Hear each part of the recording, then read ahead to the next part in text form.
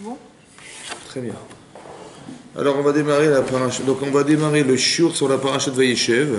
Au début de la paracha de Vayeshev, on est donc page 212, on est Pérec, donc le 37e chapitre et Pasouk. On va démarrer par le Pasouk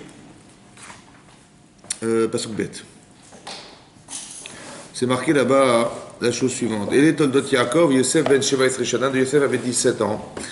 Ayaroé était Chavatson, il était berger avec ses frères du menu bétail. Veunahar, c'était un jeune homme, Vet Bilha, Vet Bene Zilpa. Donc il était toujours accompagné des enfants de Bilha et de Zilpa, nés chez Aviv, les femmes de son père. Il y avait Yosef et Dibatam Raël Aviem, il rapportait tout le mal qu'il trouvait chez ses frères, il rapportait à leur père. Voilà ce que dit la Torah.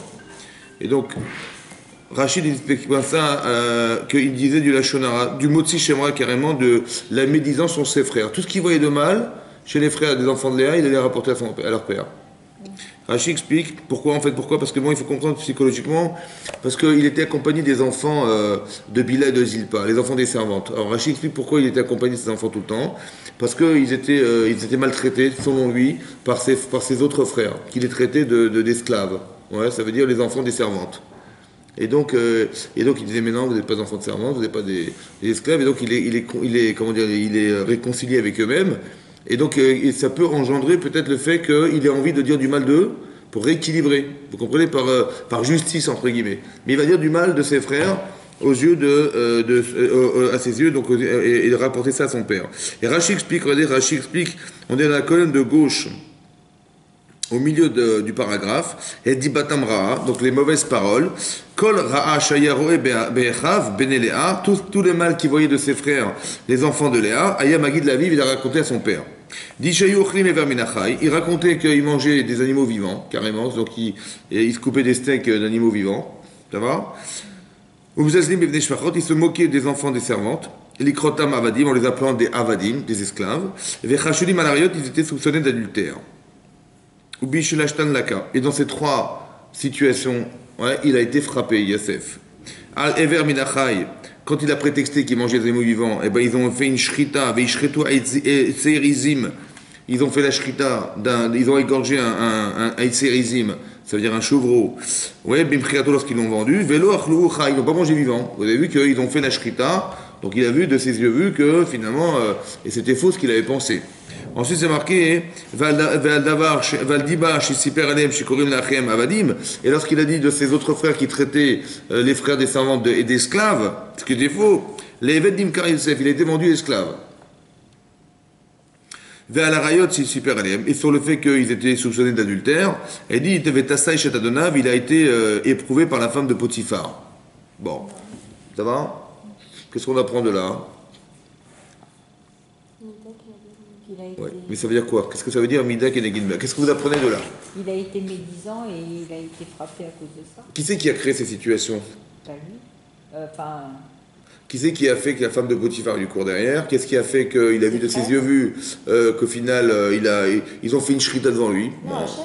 C'est Hachem qui a organisé ça, ça va? Ok. Pourquoi Hachem est tellement soucieux de ces problèmes-là que Yosef il a? Ah, parce qu'il voulait lui solutionner. Ben oui, ça veut dire que, qu'est-ce que vous apprenez de là? Donc qu'est-ce qu'on apprend de là? Il nous envoie l'épreuve pour nous comprendre. Est-ce que c'est pour nous châtier? Non. Ou pour nous aider? Qu'est-ce qui se passe s'il reste dans l'erreur? Et alors, son problème, il a qu'à assumer. Il s'est trompé là, il s'est trompé là, il s'est trompé 3 fois. Il a fait du lachonara. Bon, il s'est trompé 3 fois. Il s'est trompé 3 fois, c'est pas grave qu'il assume. Pourquoi Hachem veut absolument corriger ça? Parce que ça a des conséquences dans sa vie évidentes, ça va? C'est-à-dire que s'il voit mal ses frères, ça va créer une fracture familiale. Mais le clan d'Israël, il est composé de ces 12 personnes, donc c'est gravissime, vous comprenez? Donc de vouloir solutionner Yosef, c'est d'arriver à comprendre, Yosef ou n'importe qui, même nous, c'est pareil, vous comprenez que quand on juge mal, on pense mal, et donc on agit mal, Hachem il va s'arranger pour nous faire vivre des expériences de vie qui vont pouvoir nous aider à solutionner ça.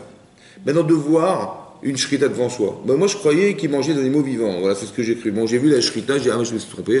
Ils ont fait la shrita, Bon, ça fait mal ou pas, ça? Ils ont vu il y avait la shrita, il dit, je me suis trompé. Je m'excuse, je me suis trompé. Il a vu la shrita. Donc, il a vu qu'ils ont égorgé un animal de façon cachère. Donc, il s'est trompé. Il a vu, ça fait mal, ça? Non. Mais d'être vendu esclave, ça fait mal ou pas? Ben oui, évidemment, d'être vendu esclave, c'est-à-dire chassé de sa famille et vendu esclave parce qu'il a traité ses frères d'esclaves, c'est gravissime ça. Pourquoi c'est tellement dur?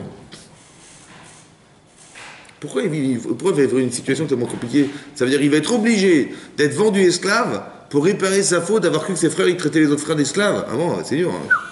Et pourquoi, lorsqu'il a cru que ses frères ils avaient des rapports un peu spéciaux avec les femmes, il a dû être pourchassé par la femme de Potiphar? Est-ce que la femme de Potiphar elle était obligée de courir derrière? Non. Mais qu'est-ce qu'il a fait Hachem à votre avis? Est-ce qu'il a créé un Yetzara à cette dame pour qu'il éprouver Yosef? C'est ça le pshat? C'est ça que ça veut dire? Hein? C'est ça que ça veut dire? Ou ça veut dire quoi alors? Comment vous comprenez-vous?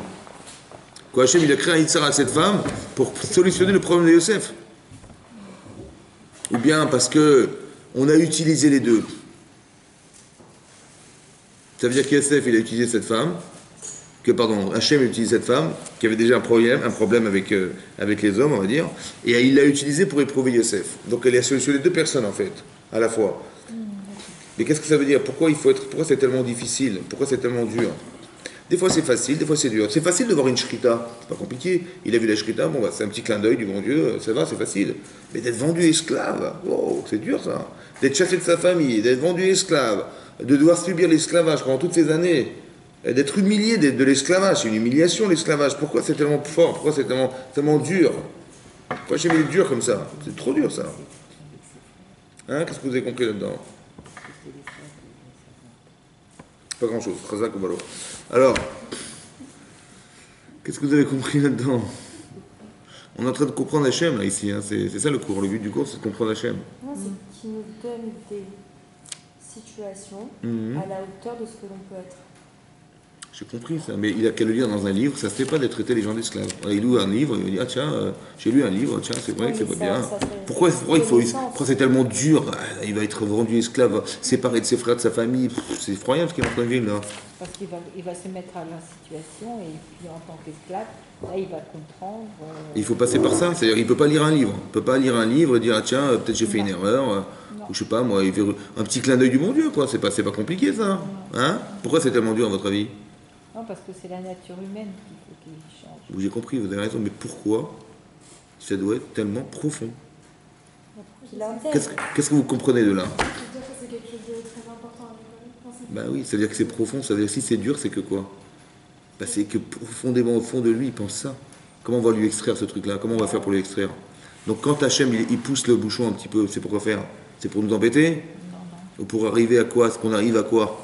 Prendre conscience. Ben oui, parce que ça suffit pas. Des fois, un clin d'œil, ça suffit. Et des fois, ben, il faut que ce soit plus dur. Parce que c'est tellement ancré en lui qu'il pense vraiment que ses frères, il les traite d'esclaves, il se moque des frères, et que c'est complètement faux. Il faut qu'il arrive à se mettre dans la peau d'un esclave. Mais c'est profond ce que je vous dis. Pourquoi c'est comme ça? Parce que pour estimer que c'était faux, il faut le vivre des fois. Ah oui, c'est ça. Et le vivre des fois c'est léger, des fois c'est profond. Ça veut dire que là, ce que va vivre Yosef, qui est d'être rendu esclave par ses propres frères, il y a deux façons de le voir. Soit je vais me manifester contre eux maintenant parce que je vais me venger contre eux un jour, parce que comment ils ont osé me vendre esclave. Soit, si je vois pas le bon Dieu derrière, qu'est-ce que je pense moi? Mais c'est la faute de mes frères. Bah oui. Ah, ils n'ont pas supporté mes rêves, ils n'ont pas supporté mes machins, j'ai raconté, ça les a humiliés, voilà ce qu'ils m'ont fait. Mais moi, je ne méritais pas d'être un esclave, je suis désolé. Donc, quand je pourrais, je retourne dans la maison et je me mangerai contre eux. Ça, c'est le mauvais côté des choses. Soit de dire que quoi? Que ce que tu vois, c'est pas un problème. C'est une solution. Tu comprends? Ça veut dire que ce que tu vis, c'est la solution de quelque chose chez toi. Peut-être que tu le sais même pas. C'est vrai ou pas? Mais c'est pas grave. Parce que tu sais ce que ça veut dire être un esclave maintenant. Mais si tu n'as pas compris fondamentalement ce qui t'arrive, vous avez compris? Mais tu le sais maintenant que c'est comme ça. Ça veut dire que ça répond à énormément de choses dans la vie. Ça veut dire qu'il y a des choses, des problèmes qu'on a intérieurs qui ne sont même pas connus de nous-mêmes. Mais on va vivre des situations qui devraient être des solutions à ce que nous sommes. Et que même si je n'ai pas compris, je sais ce que veut dire être un esclave. Donc maintenant, si vous me demandez, maintenant que je l'ai vécu, tiens, traite les gens d'esclaves, je ne pourrais plus. C'est terminé. Donc même si je ne sais même pas que j'ai ce problème, je l'ai solutionné. C'est-à-dire qu'Hachem, il fait tout en sorte que... Mais il y a un Yetzara derrière, obligatoire, qui va faire que soit tu dis c'est les gens, soit tu dis ça a été organisé pour moi. C'est vous qui décidez. Mais le Mida Keneged Mida, il a été pensé pour être une solution à un problème foncier. Toujours, c'est comme ça. Il ne faut pas réfléchir à Shalom, Dieu pour mesure. Tu as fait ça, tu vas te le faire. Voilà, on va te punir, tu vas le vivre et tu vas. C'est une punition. Tu as pensé comme ça, tu as mal pensé, mais mets tes doigts, on va te faire vivre la même chose. Et alors on va se frapper sur les doigts. Vous avez compris? C'est pas ça que ça veut dire. D'accord? En tout cas, je vois que c'est comme ça. Pourquoi Youssef il fait de la shonara à votre avis? C'est normal? C'est un tzaddik Youssef ou c'est un rachat? Après il fait de la shonara, c'est pas bien ça? Se sent supérieur, se sent... Comment ça se fait que Youssef il fait du lachonara, il fait du mot de Shemra? Mais c'est pas joli de faire du mot de Shemra. Le mot de Shemra c'est de la médisance, mais de la médisance fausse. Hein. Le lachonara, c'est vrai, mais c'est négligent. Donc c'est interdit parce que ça néglige. Ouais, mais le mot de Shemra, c'est quelque chose de faux, carrément faux. Ça va? Pourquoi? Tout ce que Youssef il voit chez ses frères, forcément il va le raconter à son père. C'est quand même bizarre. Alors qu'il est vu comme c'est un tzaddik Yosef, c'est un tzaddik Yosef. Comment ça se fait qu'il va tout de suite raconter de la shonara chez les gens? Comment c'est possible ça? Comment vous comprenez ça? C'est pas une attitude de tzaddik ça, c'est une rachat. Mais il ne le fait pas avec des mauvaises intentions. intentions. Donc qu'est-ce qu'on apprend de là? Qu'est-ce que vous comprenez? Par exemple, vous avez des enfants, vous leur apprenez la Torah. C'est ça ce qui se passe Yosef, oui, on leur apprend la Torah. Ouais. Est-ce qu'ils vont faire du lachonara? Bah non. Hein? Pourquoi lui il en a fait? Pas gentil? Non? Vous savez pourquoi? Quand vous apprenez aux gens à être des gens bien, ils vont pas comprendre le mal. Ils vont pas le supporter. C'est comme ça. Et donc ils vont forcément dire du mal. Ça le choque tellement qu'il va en parler. Bah, quelqu'un qui est une sadéquette, elle voit, par exemple, je sais pas moi, Rivka, elle vit à Padanaram. Mais bon, elle s'est travaillée sur elle-même, elle a fait un travail de fond sur elle-même et tout. Elle voit que des richaïm autour d'eux, des machins, elle est comme une folle. Pourquoi ça la rend malade?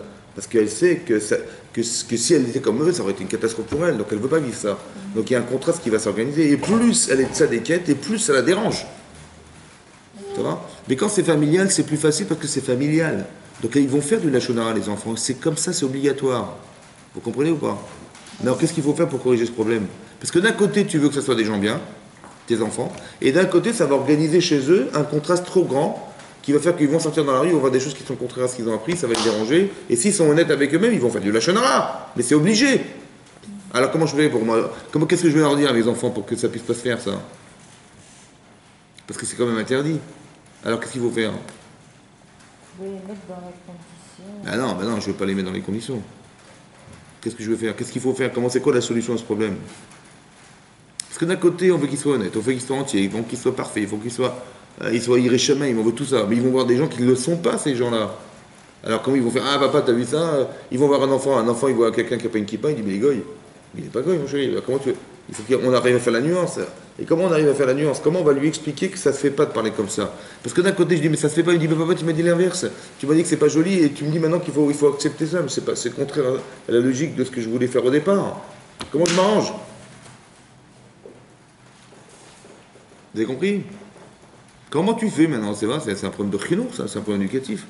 Tu leur apprends la Torah et ce qui va se passer dehors, c'est exactement l'inverse de ce que tu leur apprends. Alors comment tu veux faire en sorte qu'ils ne se moquent pas de ça ou qu'ils ne vont pas dire du mal ou que... Et si tu défends les gens qui sont dehors, ils vont dire ah papa je comprends plus rien. Tu me dis c'est pas bien et d'à côté tu tolères. Comment je vais réussir à ne pas me contredire hein? Que dans leur cadre de vie. Oui. Je sais parce que nous on a le souci. D'accord.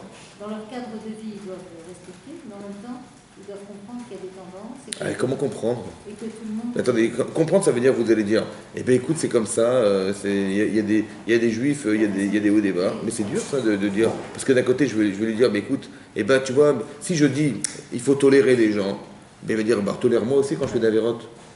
Vous avez compris? Alors, comment je m'arrange? Comment je m'arrange? On les fait étudier. Hein? Mais c'est encore pire, parce que si je le fais étudier, il va devenir encore plus sadique, il va dire encore plus de la chanara. Comment on va faire? Vous comprenez ou pas? Alors qu'est-ce qu'il faut leur dire? C'est avoir ce jugement sur soi-même et de toujours penser à son évolution par rapport Mais justement, je vais faire de la Shonara pour me soulager à l'idée que je veux surtout pas ressembler à ces gens-là. C'est ça qui va se passer. Un enfant, comment il va comprendre ça? Il va faire un rejet. Mais c'est normal que... Si vous lui dites, mais comment tu parles des gens, mais ça va pas ou quoi? C'est la source que tu fais. Oui, mais c'est normal qu'il soit comme ça. C'est qu'il est saint d'esprit, au contraire, il est clair. Mais à côté, c'est interdit. Alors comment je m'arrange? S'il n'est pas réactif, c'est-à-dire quoi, je lui ai appris la Torah, il est sans réaction. Ah, c'est grave. Et s'il est en réaction, je lui dis, mais c'est pas bien ce que tu fais, ce que tu penses, c'est pas joli. Et d'un côté, je dis pas, comment ça, c'est pas joli, mais quoi, je dois tolérer aussi ça? C'est pas possible, vous comprenez? Donc comment je m'arrange? C'est peut-être apprendre à l'enfant à inclure et non pas à exclure, en fait. Mais comment je fais? C'est ça mon problème. C'est une question de discours et de regard sur l'autre. C'est-à-dire, comment il faut regarder alors? C'est ça mon problème, comment il faut les regarder? Comment il faut leur apprendre à voir? Parce que la Torah, elle a été donnée à l'homme. L'homme n'est pas forcément parfait de base. Donc on est tous mis dans des conditions différentes. Et après, on peut que aider l'autre à évoluer et non pas à le rejeter, quoi. C'est-à-dire, C'est-à-dire que comment il faut dire exactement? que tout est progressif. J'entends, mais lui, quand il voit quelqu'un qui n'est pas chômeur Shabbat, c'est contraire aux valeurs qu'on lui donne. Alors comment je vais faire alors? C'est contre d'être pas tolérant, en fait. Mais j'ai compris, mais la tolérance, ça amène à accepter. Accepter, ça veut dire quoi? Ça veut dire qu'il faut aussi, il faut que j'accepte qu'il y ait Mechal Shabbat, mais moi je ne le suis pas, je ne veux pas l'être. Peut-être que ses parents vont nous dire exactement ce qu'elle dit. C'est-à-dire? On va donner l'exemple. On va continuer, nous, sur cette voie pour donner l'exemple aux autres. J'ai compris, mais comment je vais le faire accepter? C'est ça le problème. Alors peut-être comme ça, écoutez bien. Je ne t'ai pas appris la Torah pour que tu te sépares des gens. Vous avez compris? Tu dis, mais je t'apprends la Torah, je t'apprends à être honnête, je t'apprends à être juste, je t'apprends à être chômeur Shabbat, je t'apprends tout ça. Mais quand tu vois les gens qui sont l'inverse, ça devrait te déranger, et ça te dérange. Alors je dis, je ne t'ai pas appris la Torah pour que ça te dérange. Je t'ai appris la Torah pour que peut-être tu puisses prier pour eux et te dire que ceux que j'ai eu comme chance, peut-être que je pourrais les amener à pouvoir avoir aussi la leur. Ça va? La Torah ne doit pas séparer les gens.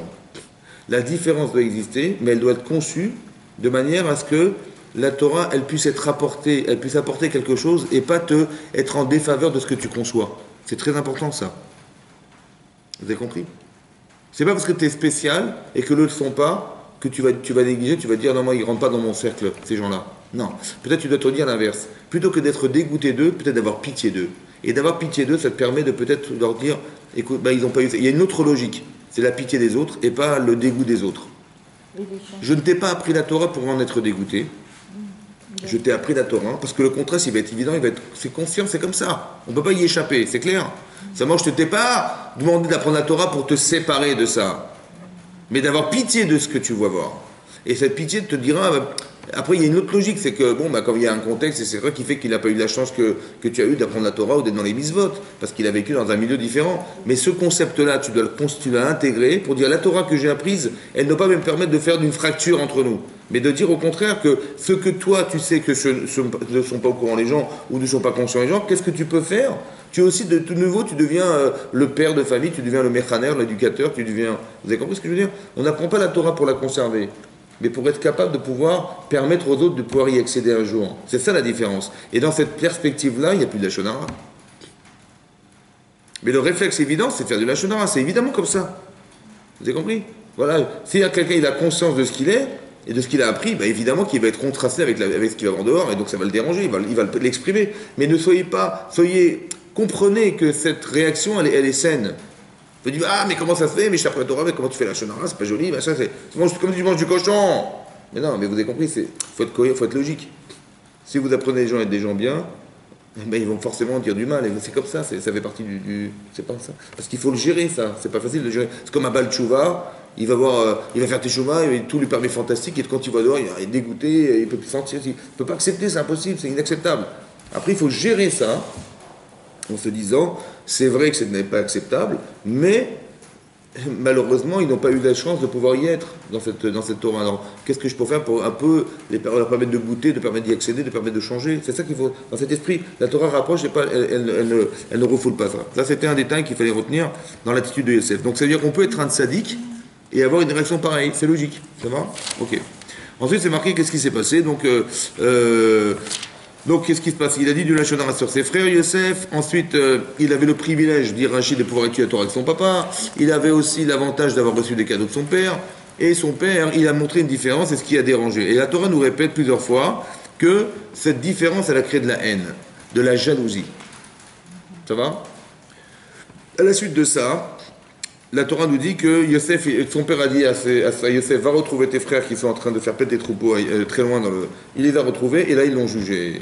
Ils l'ont jugé, ouais, ils l'ont attrapé, ils ont voulu le condamner à mort au départ. Ils l'ont jugé coupable de vouloir prendre la royauté de, comment il s'appelle, de Yehuda, parce qu'il a dit, j'ai rêvé, vous allez être des gerbes devant moi qui se prosternent à moi, ou bien vous êtes des étoiles qui vont se prosterner à moi.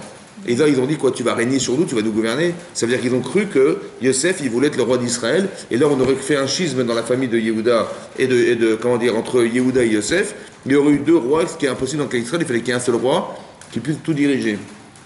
Donc ils ont jugé Yosef, ils ont dit, bah écoute, il vaut mieux que tu disparaisses parce que tu es condamné à mort, qu'on va mettre en péril, en créant un schisme dans la famille, dans le clan Israël, on va mettre un schisme et on va couper en deux il y aura le royaume de Yosef et de Yehuda, c'est impossible. Donc il valait mieux qu'on se débarrasse de toi juridiquement, que tu sois un jour roi d'Israël, ce qui n'est pas possible. Ça va? Voilà ce qu'ils ont pensé. Bon, mais il y a marqué dans la Torah qu'ils le haïssaient. C'est marqué dans la Torah ou pas? Plusieurs fois c'est marqué qu'ils l'ont jalousé, ils l'ont haï. Est-ce qu'on peut juger quelqu'un quand on le haït? Non. C'est assourd ça. Oui, c'est interdit ou pas? Bah oui, Alors comment ça fait qu'ils ont pu le juger alors? Qu'est-ce qu'on apprend d'ici? Il le haïssait ou pas? Veikanubo, Veisanu, Veisnoto, ils l'ont haï. Il a raconté deux fois son rêve, il est encore plus haï. S'ils l'ont haï tellement fort, on ne peut pas haïr quelqu'un, on ne peut pas juger quelqu'un qu'on haït, c'est impossible. Oui, non? Alors comment ça fait que le jugement il a été carrément été agréé, ça a été accepté, même le ciel l'a accepté, comment ça va accepter ça veut dire?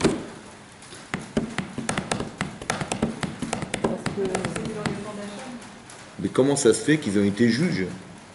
C'est possible ou pas? Quand on haït les gens, on ne peut pas être juge sur les gens, c'est impossible. Comment vous comprenez ça? Qu'est-ce qu'on déduit de là? Qu'est-ce que vous avez déduit de là? Parce qu'ils l'ont jugé, mais en fait c'est pour le bien de Yosef.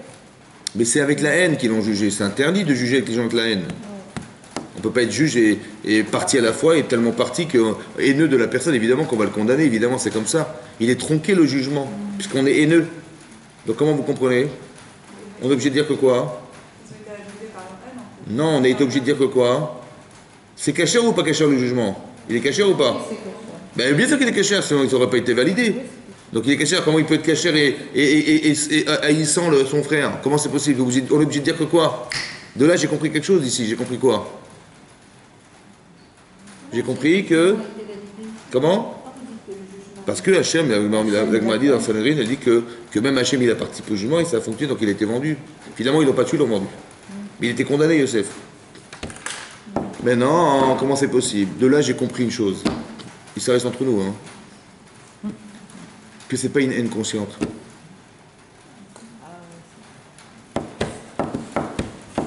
Ce que la Torah a écrit, c'est ce que Hachem a vu.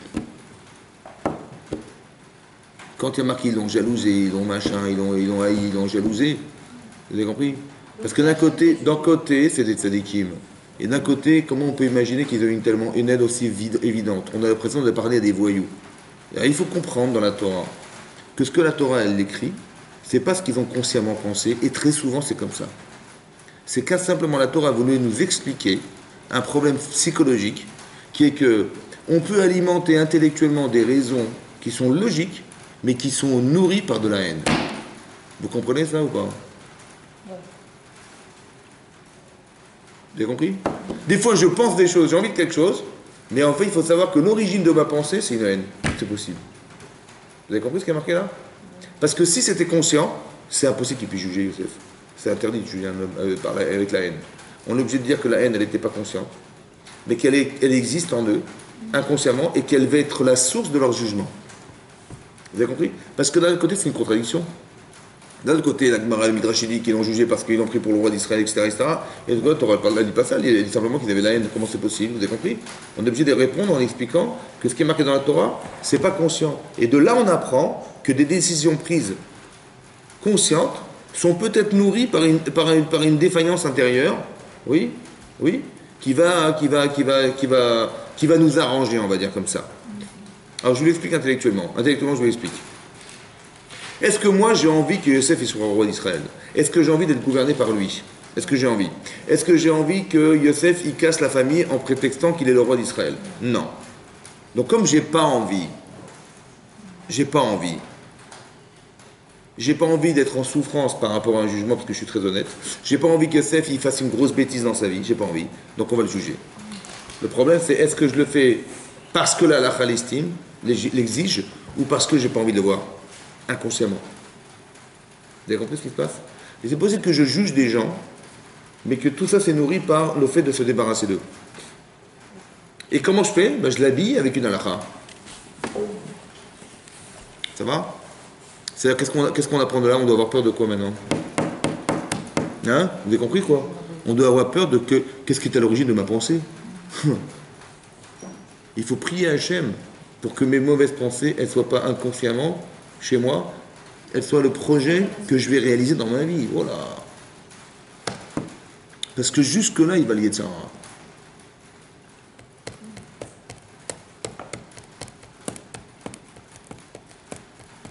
Est-ce que c'est clair et net? Et vous allez voir que c'est inconscient, je vais vous le prouver. C'est comme ça. Oui, parce qu'il y a plusieurs étapes. Et Hachem, il va s'arranger pour se débarrasser de ce problème-là. C'est ça qu'il faut comprendre. C'est ça la vodat Hachem. Alors vous allez comprendre. Vous avez vu que donc ils l'ont jugé, condamné, etc. Ça va? Qu'est-ce qui va se passer? Eh bien, comme ils vont le condamner à mort, finalement ils ne vont pas le condamner à mort, ils vont le vendre. Qui c'est qui a pensé le vendre? La Torah nous dit que Yehuda il dit écoute, on ne va pas porter le sang de nos frères sur nos mains, c'est-à-dire on ne va pas porter ce jugement qui est criminel sur notre frère. On va le vendre à des commerçants d'esclaves. Ils ont accepté, ils ont vu les Ishmaélites qui arrivaient, ils l'ont vendu. Ils ont vendu Yosef. Mais maintenant, ils ont dit Yosef, alors qu'est-ce qu'on va faire? Qu'est-ce qu'on va dire à notre père? Alors ils ont prétexté qu'il était mort, ils ont récupéré sa tunique, ils ont aspergé avec un gdi izim, c'est un chevreau. Ouais. Et comme il avait la couleur du sang de l'homme, ils ont aspergé avec la tunique, ils sont venus voir leur père et dit Akerna, je t'en prie, reconnais la tunique de cette tunique. Il a dit, mais c'est la tunique de mon fils. Il a vu asperger de sang. Il a dit, Tarov Yosef. Il a dit, mon fils a été déchiqueté par un animal, il est mort. Il a porté le deuil. Yamim Rabim de nombreux jours. Ça va? Pourquoi Hachem il a fait un truc pareil à Yaakov Avinu? Pourquoi Hachem il a fait ça à Yaakov Avinu? Est-ce que vous comprenez ce que je fais là? Je suis en train de vous expliquer. Toutes ces démarches-là, elles ont été pensées. Tout ce qui nous arrive est pensé par Hachem. Donc on s'habitue à réfléchir, oui, et à comprendre qu'est-ce qu'il a pu faire Yaakov Avinu pour mériter un truc pareil. Qu'ils se remettent en cause peut-être aussi. Parce que peut-être par rapport à quoi? Pourquoi? Peut-être que c'est dû à lui, parce que comme il a mal agi, il en a fait quoi? des différences entre ses enfants. C'est quand même effroyable. Hein. Lui, il a pensé bien faire, le pauvre, et il lui arrive un truc pareil avec son fils qui disparaît comme ça. C'est vrai ce que vous dites. Mais c'est tellement énorme. Alors Rachid nous dit comme ça, écoutez-moi bien. Il y a marqué qu'il a pleuré son fils Yamim Rabim. En français, ça veut dire Yamim, de nombreux jours. Mais Rachid dit, attendez, il n'a pas pleuré de nombreux jours, il a pleuré pendant 22 années. C'est-à-dire entre le moment où Yosef il va être vendu esclave, il va se retrouver en Égypte, jusqu'au jour où Yaakov il retrouvera son fils. Il a été pris en captivité à 17 ans, il va le retrouver à 39 ans. Il s'est passé 22 ans. Rachid dit, c'était pas Yamim Rabim, c'est des Shanim Rabot en fait, de nombreuses années. Mais pourquoi la Torah dit des jours nombreux? Des jours nombreux pour dire des années, c'est bizarre. Comme ils ont dit quand il a travaillé pour... Khazak, pour Lavan. Pour Rachel. Pour Rachel. Il y a marqué, c'est passé rapidement à cause des Yamim Achadim. Il a dit que par amour pour elle, il a travaillé chez elle et c'est passé vite.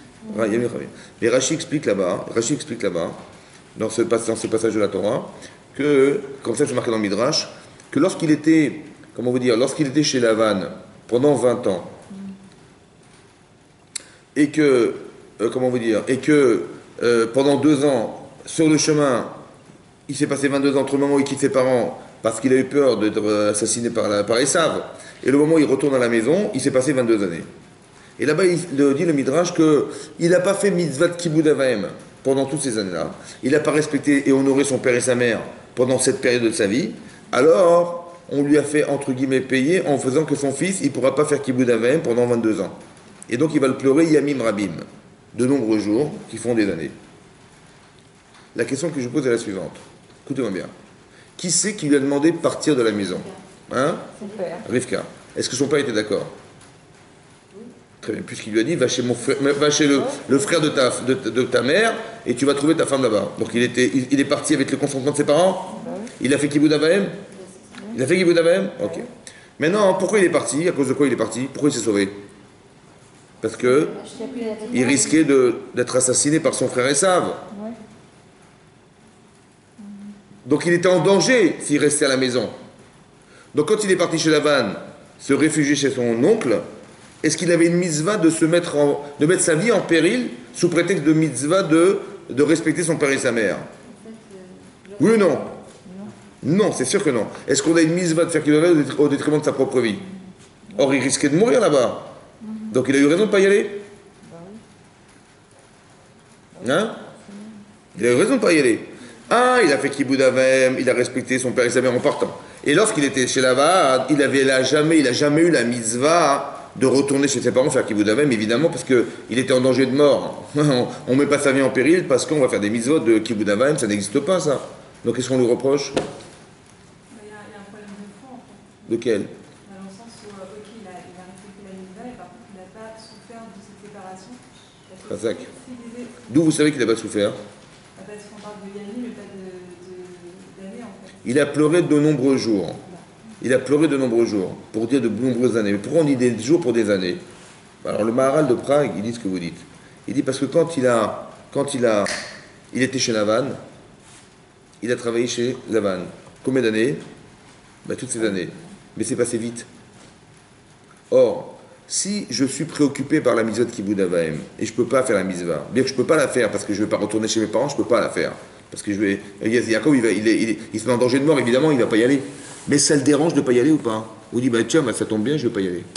Ou ça le dérange ou ça ne le dérange pas? Ça devrait le déranger ou pas? Tu ne peux pas y aller, mais ça te dérange? Tu ne peux pas faire la mitzvah, mais ça te dérange ou pas? Ça devrait te déranger ou pas? Or, tu dis, mais moi, je n'ai pas le choix, de toute façon, je vais pas y aller. Si j'y vais, je vais disparaître, je ne peux pas disparaître. Mais ça te dérange de ne pas pouvoir le faire? Donc, si ça te dérange, est-ce que le temps va passer rapidement ou il va être long, le temps? Or, c'est passé. Donc, la mitzvah, est-ce que de ne pas pouvoir l'accomplir, ça l'a dérangé? Vous avez compris ce qu'on est en train d'expliquer? On est en train d'expliquer qu'Hachem, il a jugé Yaakov, non pas sur ce qu'il n'a pas fait, mais ce qu'il n'a pas ressenti. Est-ce que vous comprenez ça? Pourquoi c'est comme ça? Pourquoi il a été jugé sur ce qu'il n'a pas ressenti? Pourquoi?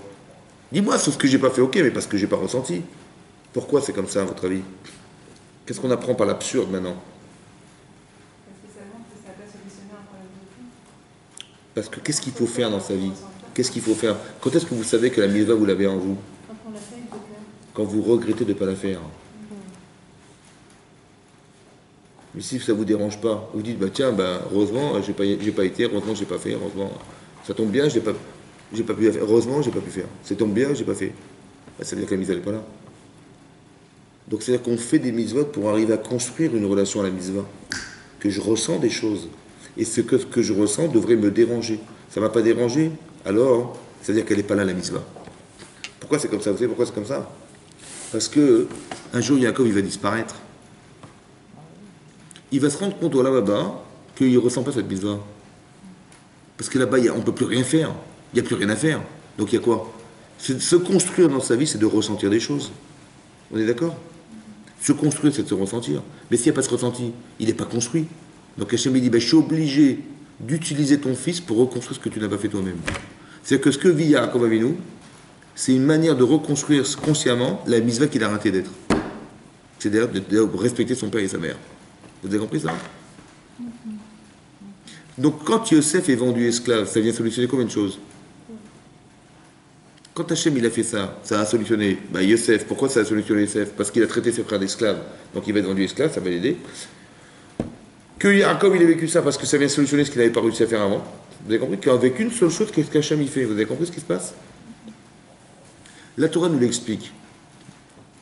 Mais si je ne l'ai pas compris dans ma vie personnelle, ça vous dérange maintenant? Ou vous dites, je préfère ça que de me retrouver sans rien? Qu'est-ce que vous préférez? Quand il m'arrive quelque chose comme ça, d'un côté, on a l'impression que c'est grave ce qui arrive. Mais d'un côté, ça vient en tant que punition ou on vient que solution. Mais nous, quand on voit un truc, par exemple, il a été puni, Yaakov Avinu.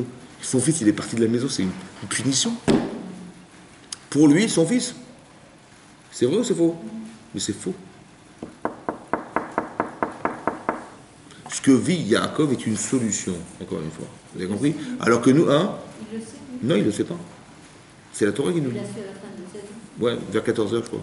Non, mais vous avez raison, il a su. Oui, il a peut-être compris après, mais c'est pas ça qui m'intéresse, moi. C'est que nous, on sache maintenant. Pourquoi je dis ça? Parce qu'il y a des gens qui pourraient s'angoisser à mort de ce truc-là. Là. Maintenant, quand vous avez compris ça, il n'y a pas de s'angoisser.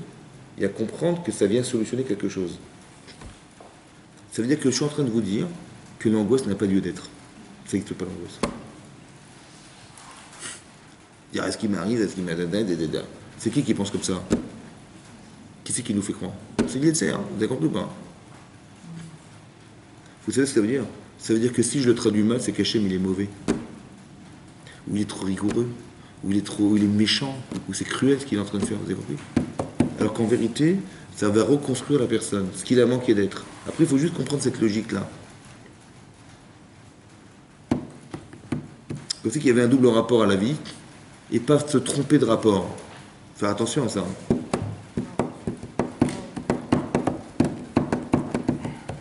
Ça va? Et ça veut dire que quand on fait des mises-votes, on doit ressentir des choses. Et quand on ne les ressent pas, c'est qu'il y a un problème.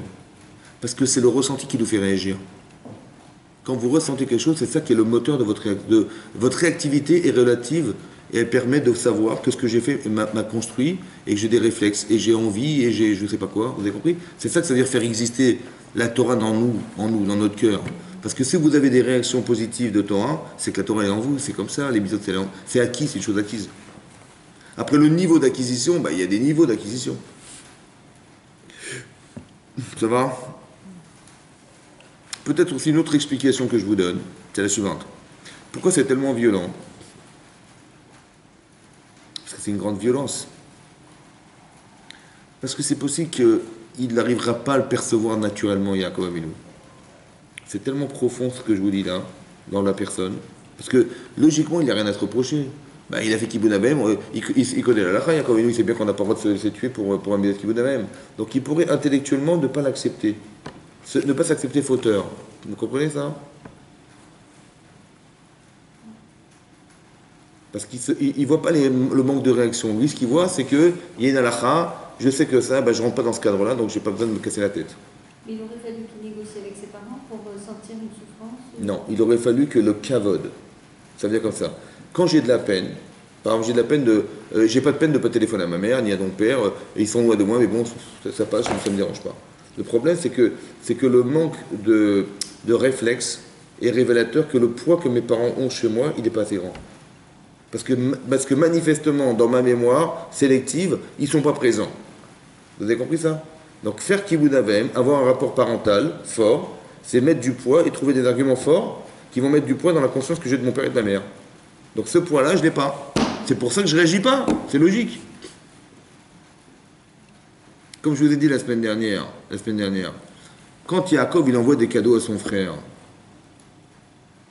alors que son frère est haineux, on a l'impression qu'il est en train de l'acheter, son frère. Oui, c'est ça qu'on croit, nous. Quand il dit mon frère, mon maître, et lui dit, vous savez, ton serviteur Yaakov, il t'envoie des cadeaux, voilà, mon maître, on a l'impression qu'il s'écrase complètement, c'est honteux ce qu'il fait Yaakov, on a l'impression que c'est honteux ce que fait Yaakov. Et quand il arrive devant son frère, il se prosterne, monsieur, devant lui, cette fois. On dit qu'on a l'impression qu'il veut essayer d'acheter son frère. C'est comme ça qu'on le comprend ou pas? Est-ce que c'est ça, c'est ce que vous croyez que c'est ça qu'il a fait Yaakov avec nous? Hein? Ou alors qu'est-ce qu'il a fait alors? Qu'est-ce qu'il a gagné à envoyer des cadeaux? Alors je dis comme ça. Hein? La tranquillité, la paix. Ben non, parce que...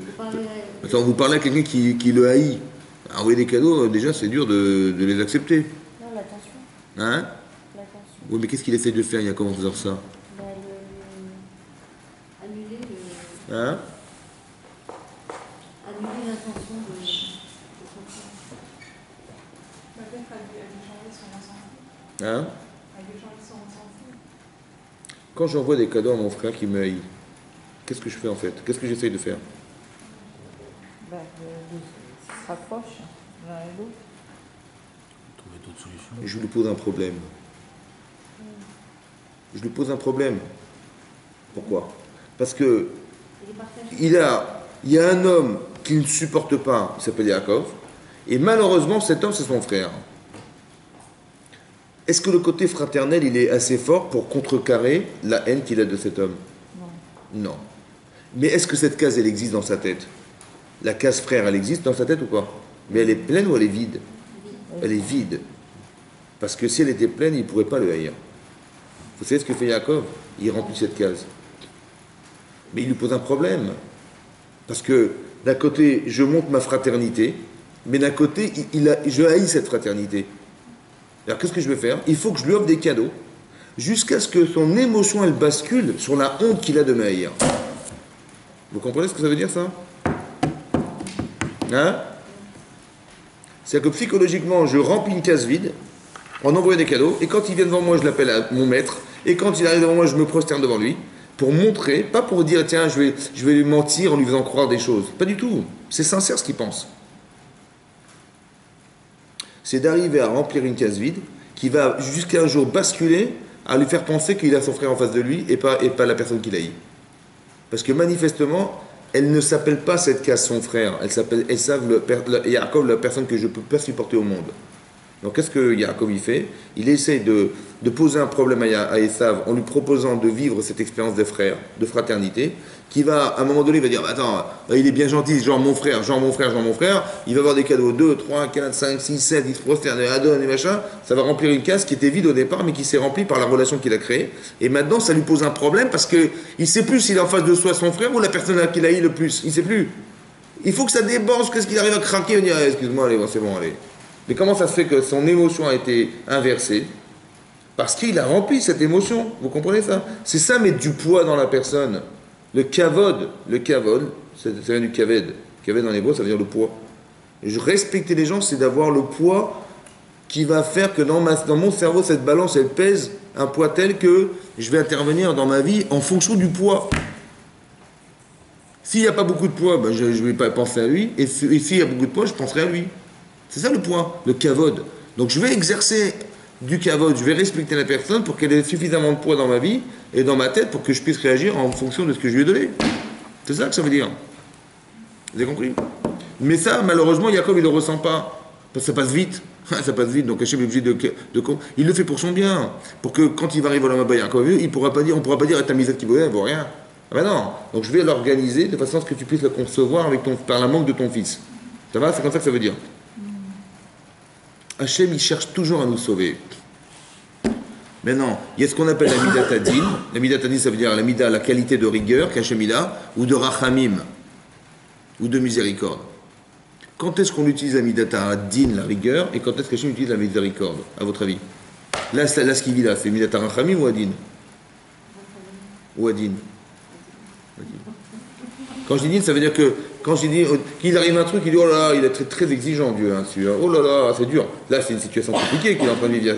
Mais elle est vraiment le din, ça veut dire qu'on a été vraiment chercher la petite bête, là, franchement, c'est vrai ou pas? Mais pourquoi d'une telle violence? Son fils s'en va, il croit que son fils il est mort, c'est effroyable, c'est midatadine ça. Pourquoi c'est midatadine? Pourquoi on ne lui fait pas un petit clin d'œil à Yaakov Avinu, vous dites, tu sais, le kibbutz d'Avel, tu te rappelles? Yaakov, il est très dans le din. Hein? C'est vrai ce que vous dites. Mais pourquoi Hachem, il est parfait cet homme, Yaakov. Il suffit. Vous savez, il y a des gens qui sont tellement construits, vous leur faites un clin d'œil, il comprend tout au quart de tour. Pourquoi Hachem ne fait pas un petit clin d'œil? Ça suffit un petit clin d'œil. Pour lui, ça suffit un petit clin d'œil. Ben non. Il va aller faire son fils, il est soi-disant mort, et soi-disant. C'est énorme. Vous savez, c'est pire que ça. Parce que Yaakov, il savait que sa mission, c'était d'avoir 12 enfants, et que son Lamaba dépendait de cette faculté qu'il avait d'avoir 12 enfants. Mais s'il n'en a plus que 11, terminus. C'est énorme ce qu'il est en train de vivre là. Encore une fois, ça veut dire, vous avez compris? Ça veut dire comme ça, si Hachem n'intervient pas, a priori, Yaakov, il ne pourra jamais changer. Donc Hachem est obligé de mettre le paquet pour qu'il puisse avoir cette éventualité de changer. Quelqu'un qui peut changer, Midat HaRachamim, ça veut dire quoi Midat HaRachamim? Quelqu'un, tu es miséricordieux, ça veut dire, tu sais, par exemple, le Rav Dessler, il ramène, il dit comme ça, il y a deux styles de personnes. Il y a deux voleurs. Bon, Maintenant, le juge, il va juger ces deux voleurs. Bah, il dit, a priori, on va les mettre en prison. Les deux voleurs en prison. Seulement, il sait que, il a des parents qui sont équilibrés, qui sont déjà éduqués, et il a des amis qui pourront l'aider à pouvoir se sortir de ce problème. Il dit, est-ce que je l'envoie en prison ou pas? Alors j'ai la rachamim pour lui, la miséricorde, et je dis, bon écoute, c'est pas grave, tu vas côtoyer ta famille. Par exemple, dans la Torah, c'est marqué dans la Torah. Si quelqu'un, il a volé quelque chose, il ne peut plus payer. Qu'est-ce qu'on fait de lui? Dans la Torah. Parashat Kedoshim, c'est marqué là-bas, on le rend esclave. C'est quoi esclave? Pas un esclave, Chasdei Shalom.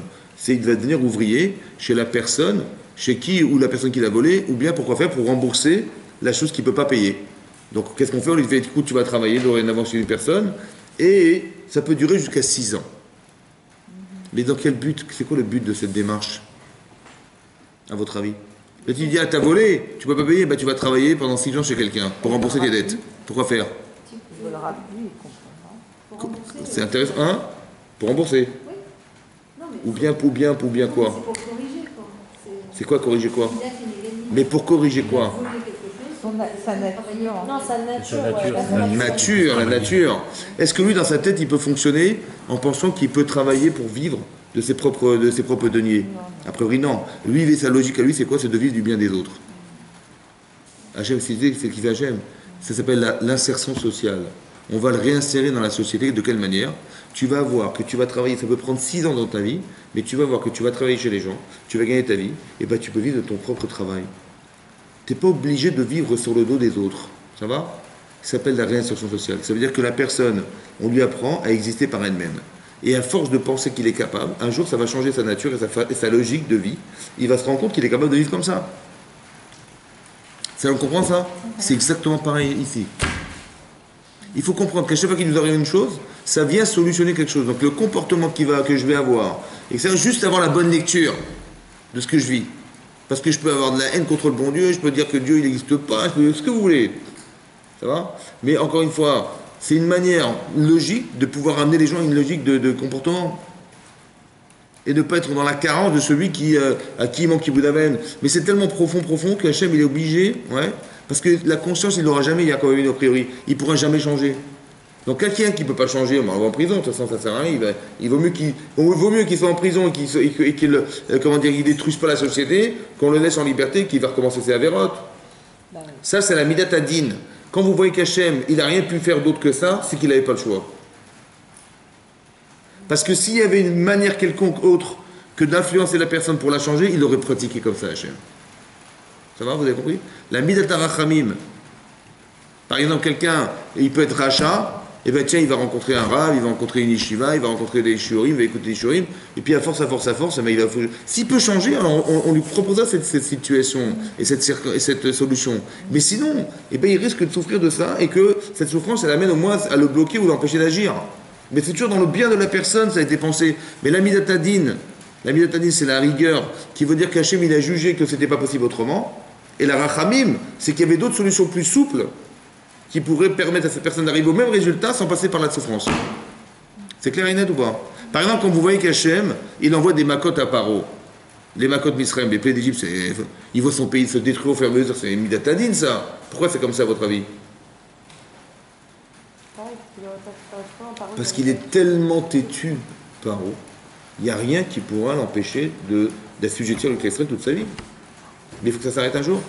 Alors les makotes, les plaies d'Égypte, c'est une manière de soulager un pouvoir surdimensionné de cet homme, parce qu'il est le dieu du Nil, il est le roi d'Égypte, de la plus grande puissance du monde, c'est l'Amérique, l'Égypte, ouais. Il a des gens qui travaillent pour lui de façon, qui sont gratuitement chez lui, il ne les paye pas. D'accord? C'est-à-dire qu'il les prive de liberté pour ne pas perdre de l'argent. Mais c'est tellement ancré en lui que la seule manière de pouvoir lui permettre de faire le choix de le libérer, c'est d'enlever le pouvoir. Donc il va rendre le Nil encens, il est plus heureux du Nil. Vous avez compris ce qu'il fait Hachem? Parce que manifestement, ce qui l'empêche de faire un choix, Eh ben, c'est qu'il aveugle, c'est d'être le roi j'ai dit le roi du Maroc, le roi d'Égypte, ouais, et d'être le dieu du Nil, et d'avoir une puissance internationale, et d'avoir un pouvoir politique, et d'avoir un pouvoir, comment dire, et très populaire, et d'avoir des gens qu'il n'a pas besoin de payer, tout ça. Et donc c'est ça qui l'empêche de faire ce choix. Vous comprenez que c'est comme ça. Donc qu'est-ce que fait Hachem? Il enlève ce capital pour lui faire permettre d'avoir au moins la capacité de dire oui, je vais les libérer. Au moins, vous avez compris? Puisqu'il est enfermé dans cet intérêt. Donc quand il est rigoureux Hachem de cette manière, c'est pour le libérer, pas pour le frapper, ni pour le punir. C'est faux. C'est la chesed d'Hachem pour qu'il fasse ses chouvas par eux. Vous avez compris la différence? Mais ça, c'est la Midatadine. Parce que c'est tellement borné qu'on est obligé de taper dedans pour... C'est comme ça. Ça, c'est clair ou pas? Vous avez compris ça? Ok. C'est-à-dire que quand ça s'acharne contre nous, c'est qu'on est têtu. En général, c'est comme ça. Donc il faut réfléchir à se libérer de cette problématique, de comprendre que on veut s'entêter, on ne veut pas bouger, on ne veut pas avancer, on veut pas... Et donc Hachem, pour notre bien, il veut nous faire des choses pareilles pour que ça puisse changer. Ça va? On n'est pas obligé de passer par là. C'est pour ça qu'on étudie la Torah. Parce que quand on étudie la Torah, il vous arrive un truc, tout de suite, ah ouais, c'est bon, je suis très clair, j'ai pas de problème, je change. J'ai pas de problème, on doit être élastique dans la vie. Ça veut dire qu'on ne doit pas être rigide, rigoureux. Mais la mauvaise rigueur, bien sûr qu'il faut être rigoureux, mais la mauvaise rigueur, genre j'ai des principes, je ne bouge pas, dans n'importe quelle situation, je ne bouge jamais, je suis très rigide. Non, il faut savoir être souple. Le émet, il est malléable. La vérité, il n'y a pas une vérité absolue. Il y a une vérité qui est relative à une situation, ça va? Que des fois, ce que tu crois être du shaker, c'est du émet, et de l'inverse, vous avez compris? Il faut juste avoir des yesodas dans la tête. Et ces principes sont marqués dans la Torah, de les comprendre, et de voir des fois qu'on est manipulé dans des vérités. On va nous faire croire que le mensonge est une vérité. C'est un truc de malade. Mais c'est comme ça. Bien compris? Donc il faut être clair dans ça pour pouvoir ne pas tomber là-dedans. Donc plus on est clair, moins on a besoin de créer des situations difficiles, parce que on est ma'amine dans Hachem, on sait ce que Hachem nous fait vivre, etc. Donc il m'arrive un truc, tout de suite j'ai compris, vous avez quoi? C'est un petit peu comme Yosef, on lui montre une shrita, et tout de suite ça est bon, c'est réglé. Mais par contre, Eved, c'est beaucoup plus profond, donc on est obligé de rendre Eved lui-même, c'est comme ça. Vous avez compris? S'il avait eu cette souplesse intérieure de pouvoir, on n'aurait pas besoin de rendre Eved, ça ne servait à rien. Ça ne sert à rien. Comme l'inverse, si un type il est borné comme une mule et il ne pourra pas bouger, Hachem il le laissera tranquille. Ça ne sert à rien, parce qu'il ne pourra pas changer. Mais c'est logique. Si Hachem il envoie ça, c'est pour l'aider. Mais si Hachem il sait qu'il ne pourra jamais changer, alors il va le faire tranquille. Il n'aura jamais de problème, monsieur. Parce qu'il n'y a rien à remettre en cause, il ne veut pas. Vous avez compris? C'est aussi l'inverse, c'est vrai. C'est pour ça qu'on voit des grands riches, par exemple, ils n'ont jamais de problème. Hachem est capable de renverser les situations. Bah, regardez, un exemple très simple. Il y a un homme qui s'appelle Korach. Bon. Il espérait être le chef de la tribu des Lévites. Bon, ça ne s'est pas passé comme ça. Finalement, il y a Moshe, il a nommé, parce que Hachem lui a dit, Elitsaphan ben Uziel. C'était son cousin. Ça l'a rendu fou. Il a été voir les gens du Sanhédrin, il a monté tout un truc contre Moshe Rabbeinu, Moshe est un imposteur, bon. Il était tellement loin que Moshe lui a dit, écoute mon chéri, si tu as raison, tu seras le Kohen Gadol, et sinon, la terre s'ouvrira sous toi. Tu vas mourir. Bon, un type normal, qu'est-ce qu'il dit? Il dit, attends, pardon, j'ai pas compris. Mourir, vous êtes sûr? Oui, oui, mourir. Et ben, attendez, bon, ça va, je rigolais. Bien sûr, je rigole. Bon, la logique, c'est qu'il va pas perdre la vie sous prétexte qu'il va gagner d'être le Kohen Gadol. Dans le doute. Il a préféré dire quoi? Un Kohen Gadol, tu laisses ton frère et on reste comme ça. Qu'est-ce qu'il a fait Korah? Qu'est-ce qu'il a fait Korah? Il s'est entêté. Il est mort ou pas? Qu'est-ce qu'on apprend de là? Deux choses ici. Deux choses. Un, parce que moi, j'aurais pu croire, Moshe Rabbeinu, est-ce qu'il n'a pas été un peu trop loin? On pourrait croire qu'il a été trop loin. Oui, non? Il s'est pas trompé? Peut-être qu'il dit, peut-être que j'étais pas loin de la situation, peut-être s'il y avait quelqu'un d'autre qui avait fait à ma place, ça aurait été mieux, je ne sais pas ce qu'il aurait pu croire. Des fois, dans des situations d'échec dans sa vie, on dit peut-être que c'était pas la personne adéquate, peut-être j'aurais dû laisser parler les autres, c'est vrai. Ben, c'est la même question qu'on se pose sur Korah. Pourquoi Hachem il a laissé cet homme disparaître? C'est quand même incroyable. Vous avez compris ça? De là, j'apprends quoi? Que quand il n'y a pas de solution, il n'y a pas de solution. Ça veut dire qu'il y a des gens qui sont tellement bornés qu'il n'y a plus rien à faire. Vous avez compris ça? C'est ça qui est marqué là-bas.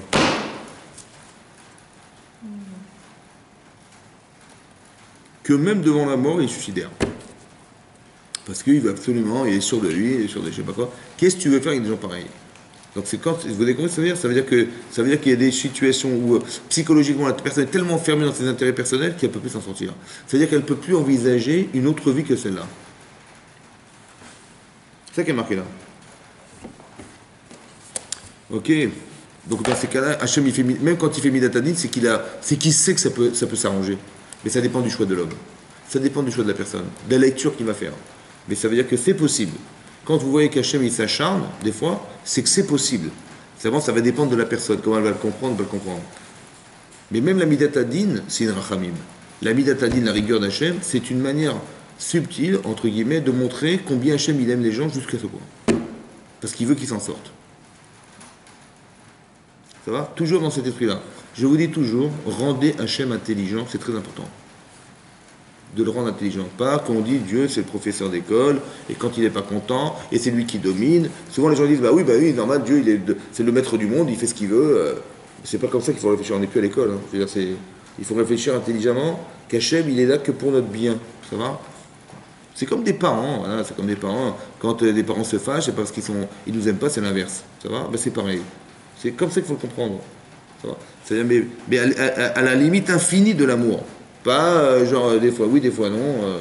C'est ça comme ça qu'il faut réfléchir. Ok? En tout cas, voilà ce qui s'est passé. Bon. À la suite de cette histoire, donc finalement, ils ont vendu Yosef, esclave, par des Bnei Ishmael. Et tout à coup, on parle de Yehuda. Dans la Torah, on parle de Yehuda. On a coupé l'histoire de Yosef. On nous dit, voilà, il est parti en Égypte, et ça s'arrête là. On aurait pensé que, bon, on va parler de Youssef avec Potiphar et toute l'histoire de Potiphar. Non, ça s'est arrêté là, on parle de Yehuda. Et dans le texte de la Torah, regardez, je vais vous lire le texte de la Torah. Alors, regardez avec moi. Alors, ouvrez la page. Voilà, ouvrez la page 222. 222, donc on est dans le 38e chapitre de la Torah, de la paracha du Sefer Bereshit. C'est marqué comme ça. Vaï ba'etaï. Et ce fut à cette époque, après qu'on ait vendu Yosef, après que Yaakov il ait pris le deuil de son enfant, il ait pleuré de nombreux jours, ça va? Tout à coup, qu'est-ce qui s'est passé? Vaï ba'etaï à cette époque, Vaïred Yehuda be'etechav. Yehuda, il est descendu de ses frères. Ça veut dire qu'il est parti, il a quitté la maison. Vayet ad ish adulami, il s'est tourné vers un homme de Adulami, Ushmo Chira, il s'appelle Chira. C'est quoi Vayered? Il est descendu. Pour dire qu'il est parti, il est vite. Non, c'est vrai que d'être en Israël et de descendre, c'est-à-dire qu'il a quitté Israël. C'est une irida, ça s'appelle une descente. Mais regardez Rashi. Le pshat, le sens littéral, c'est qu'il est descendu. Ça veut dire qu'il est parti. Mais il y a un drash, c'est une autre façon de lire la Torah. Laquelle? C'est la suivante.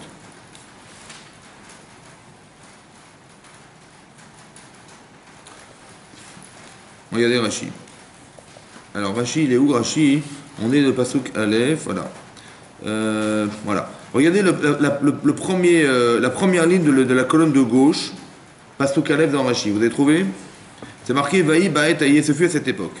Rashi pose la question au nom du Midrash. Laman Ismera Parachazo Lekan. Pourquoi on a juxtaposé la paracha où descend Yosef avec la vente de Yosef, de Yehuda qui descend avec la vente de Yosef? Il dit, Veifsib et parachato chez Yosef, et tout à coup on a coupé avec la paracha de Yosef. On est en train de parler de la vente de Yosef, et donc on aurait dû logiquement nous dire, ben voilà, Yosef s'est retrouvé en Égypte, il a été acheté par Potiphar, et ça aurait démarré comme ça. Non, la Torah interrompt ce passage, cette séquence, et elle parle de Yehuda. Les Lamed, pour nous apprendre. Sheuridu echav migdulato. C'est quoi Vayered? Il est descendu. C'est qu'il est descendu dans l'estime de ses frères. Lorsqu'ils ont vu la souffrance de leur père, vous voyez, Yaakov il a pleuré un enfant qui n'était pas finalement mort. Ils ont vu cette souffrance, cette injustice en fait, il pleurait pour rien puisqu'il n'était pas mort. Alors à moi ils ont dit Ata Marta Limocho, ils se sont adressés à Yehuda. Ils ont dit mais toi tu nous as dit de le vendre, alors que nous on avait pensé le tuer. Ilou Marta Leashivo, si tu nous avais demandé, mais non, on va pas faire cette bêtise. On va le ramener à la maison, parce que comment on va supporter la souffrance de notre père? Allez, venez, on le ramène à la maison. Ah, et nous, Shomim Lecha, on t'aura dit, écoutez, ils ont dit, les frères de Yehuda à Yehuda, tu vois, ben, je suis déçu, franchement déçu, parce que le seul qui était lucide dans l'histoire, c'était toi. Que nous, on a voulu le condamner à mort, et non, on va pas porter le sang de notre frère dans les mains, on va le vendre. Tu étais lucide. Pourquoi tu n'as pas été plus loin dans ta lucidité et tu n'as pas dit, mais comment on va expliquer ça à notre père? On a fait croire qu'il était mort. On aurait dit, attends, mais est-ce qu'on supporterait la souffrance d'un père comme ça? On ne pourra pas supporter, donc il vaut mieux arrêter là, on le ramène à la maison. C'est ça qu'il aurait dû dire. Et bien, comme il n'a pas pensé, alors ils lui ont reproché, c'est ça, Vayered, Yehuda Metechav. Ça va? C'est clair? Ok. Je vous pose une question. Qui c'est qui haïssait plus Yosef? C'était ses frères ou Yehuda? Hein? Qui le haïssait plus? Les frères, ils ont condamné le frère à mort. Et lui, il dit, on ne va pas le tuer, on va le vendre. Donc qui c'est qui haïssait plus le frère? Yosef, c'est qui? C'est eux ou c'est lui? Hein? C'est les frères. Comment ça se fait que c'est l'inverse? Quand ils voient eux, leur père souffrir, ils disent, ah, qu'est-ce qu'on a été bêtes? Parce qu'ils étaient inconscients. Et Yehuda, il n'a pas souffert de voir son père souffrir. Comment c'est possible? Hein? Et pourquoi Yehuda, il n'a pas eu ses remords? Parce qu'il était conscient. Comment ça se fait? Écoutez-moi bien. On va dire comme ça, quand ils ont voulu condamner à mort leur frère, c'est que, on va dire inconsciemment, la haine était plus profonde chez eux que chez lui. Et inversement, quand ils ont vu leur faire pleurer, ils ont dit, oh là, leur père pleurer, ils ont dit, oh là, mais qu'est-ce qu'on a fait une bêtise? Tu aurais dû nous dire, toi qui étais lucide, de ne pas le vendre, mais de le ramener à la maison. Mais comment ça se fait qu'eux étaient lucides alors qu'ils haïssaient leur frère, et lui qui haïssait moi, il n'a pas été lucide de voir cette souffrance de leur père? Comment c'est possible? C'est pas logique. C'est une question de pouvoir. Comment vous comprenez ça? Il y avait une haine consciente et une haine inconsciente. La haine consciente? Qui avait de la haine consciente? Non, mais Comment c'est possible? Écoutez-moi bien, c'est contradictoire. Parce que d'un côté, si eux, ils ont voulu le tuer, et ils lui ont reproché de ne pas avoir dit, alors que lui était moins haineux, on va dire, de ne pas le ramener à la maison, eux, ils ont été sensibles à la souffrance de leur père. Mais lui, a fortiori, il aurait dû souffrir de ça, oui? Ben non, c'est pas possible, il est parti. Comment c'est possible? Ça veut dire que la haine de Yehuda pour Yosef était plus grande que sa Ben alors comment ça fait qu'il a dit qu'on va le vendre et pas le tuer? c'est bien. Vous avez compris ou pas? C'est pas logique. Qu'est-ce qu'on apprend de là? Il faut comprendre les histoires de la Torah, vous avez compris? Il faut comprendre, la Torah voulait nous dire quelque chose ici. Qu'est-ce qu'Hachem voulait nous dire?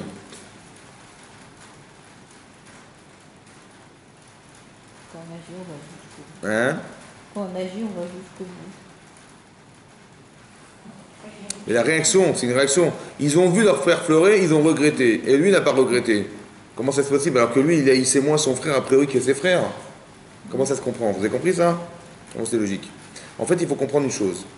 En fait, ils l'ont vendu pour deux raisons qui sont indépendantes. Ça veut dire que la problématique des frères n'est pas la problématique de Yehuda. D'où ça vient? D'où vient l'inconscient des gens? De l'intérêt. Alors comment ça se réfléchit? On va réfléchir maintenant, ensemble. Eux, ils ont dit, lui, qu'est-ce qu'il pensait? Il pensait être le roi d'Israël. Yehuda, c'est le roi d'Israël. Pour deux raisons. Soit, il dit, mais c'est mon rôle à moi, donc je ne vais surtout pas le laisser à mon frère, c'est mon rôle. Donc c'était logique que c'était comme ça. Ou bien qu'il n'a pas envie de donner ce rôle. Il y a deux façons de réfléchir. Maintenant, quand j'ai envie d'être cet homme, est-ce que je peux faire en sorte que Yosef il revienne à la maison et que je vais souffrir à l'idée que ce soit lui? Ou je vais dire non, je ne peux pas souffrir. Ça veut dire comme ça, écoutez-moi bien. Quand je vois mon père pleurer, qu'est-ce que je me dis? Il faut que je le ramène. Mais si je le ramène, qui c'est qui va souffrir? C'est moi. C'est moi. Est-ce que mon cerveau, il veut que je souffre? Non. Donc il ne m'amènera pas à l'information de la souffrance de mon père. Il va me rendre insensible. Vous avez compris ce que ça veut dire ça? C'est ce que j'appelle de l'inconscient organisé par mon cerveau pour ne pas que je souffre à l'idée que mon frère il pourrait prendre ma place. Mais c'est parce que moi je suis concerné par la royauté. Mais est-ce que mes frères sont concernés? Non. C'est pour ça qu'ils vont souffrir. Vous avez compris, non? Parce qu'ils voient pas Quand ils vont voir, eux, leur père pleurer, ils vont souffrir parce qu'ils ne sont pas intéressés. Mais lui, il ne peut pas souffrir de savoir que son père, il souffre du manque de son fils. Parce que s'il souffre, il va devoir le ramener. S'il le ramène, qui c'est qui va souffrir? C'est lui. Et comme il ne peut pas souffrir à cause de ça, donc il va être obligé d'occulter ça. Et donc il va être inconscient de la souffrance du frère, donc il ne va pas réagir. C'est-à-dire que le manque de réaction des gens, c'est parce qu'ils ont d'autres... Vous avez compris? Que le manque de réaction des gens, c'est parce qu'ils ont d'autres intérêts. C'est pour ça que les gens ne réagissent pas. Donc il faut savoir maintenant. Quand vous voyez des gens pas réagir, il dit il a d'autres intérêts, il faut que j'aille chercher qu'est-ce que c'est comme intérêt pour essayer de l'enlever ou de rééquilibrer un intérêt mal construit. Vous avez compris comment ça marche? Est-ce que c'est clair et net ou pas? En tout cas, il tombe dans les cibles de ses frères. Qui c'est qui a organisé ça? Hachem. C'est-à-dire que quand il voit ses frères dire « Mais tu aurais dû nous ramener à la maison », qui c'est qui parle en vérité? C'est Hachem. Comme ça qu'il faut comprendre.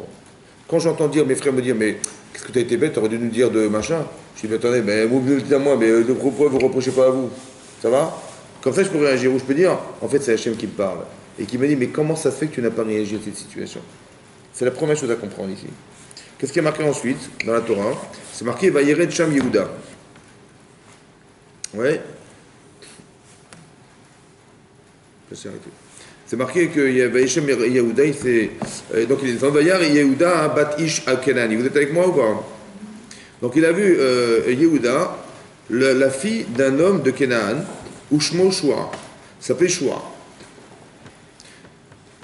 Vayikachea Vayavolea. Donc il l'a épousée, il est avec elle. Mais c'est marqué, il a épousé une femme qui était la fille d'un commerçant qui s'appelait Shua. Et comment elle s'appelle, elle? La fille de Shua. Comment elle s'appelle? Elle n'a pas de prénom. C'est bizarre, non? Elle n'a pas de prénom dans la Torah. Hein? Est-ce qu'il a eu le choix, lui, d'épouser ou pas? Bon. Alors, en tout cas, elle s'appelait la fille de Shua. C'est bizarre. Ok.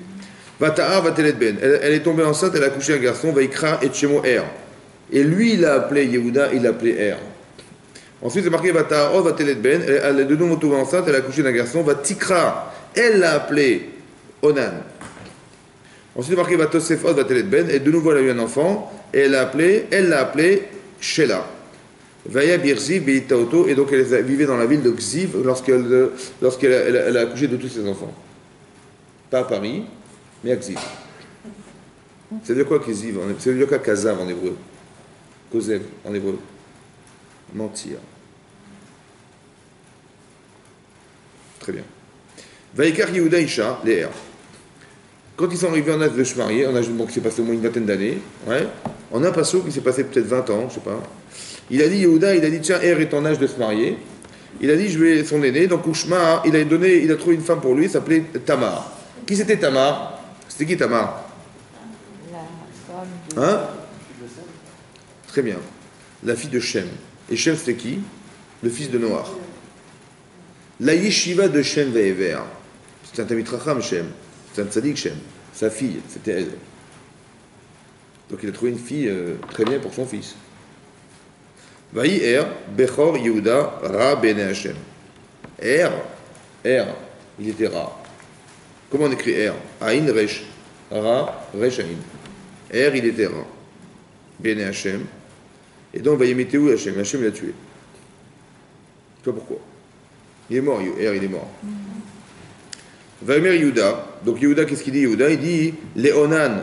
Il a dit à son deuxième enfant, Onan, Ba el Eshetachicha, va épouser la sœur, la femme de ton frère, va yabem ota, fais iboum avec elle. Ça veut dire, va te marier avec elle, de façon à ce que quoi? Va yakem zera l'achicha, pour établir une descendance à ton frère.